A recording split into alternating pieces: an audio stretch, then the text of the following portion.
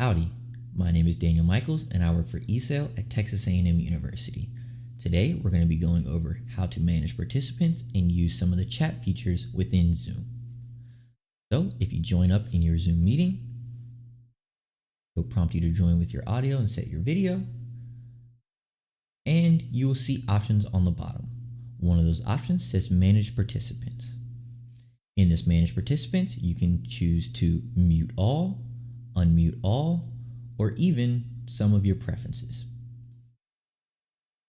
For today, I'm going to be showing off how students can raise their hand and ask questions. So during the participants phase, you can see when a student has a question because it raises their hand with a nice blue symbol. Student can leave that hand raised or lower it depending on if their question was answered, or if you feel you've answered it, you can lower their hand for them.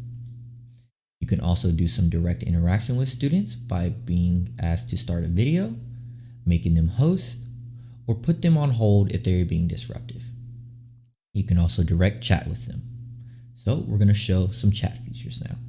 There's two ways to enter the chat. You can do a direct chat by going here, or you can choose the chat option at the bottom, which is in the middle of your screen next to share screen. You choose this option and a pop-out chat emerges.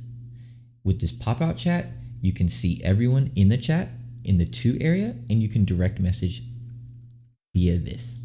So if you choose, for instance, mine is my iPad, I can put hi, and everyone in the room will not be able to see it.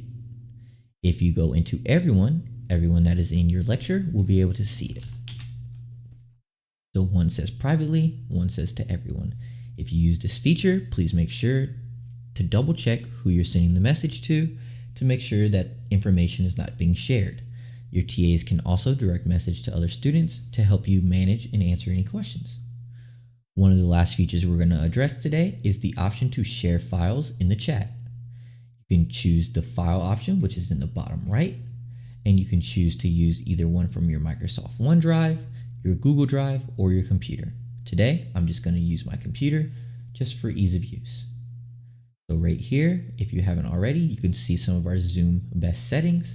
I'm going to just upload one of those into the chat.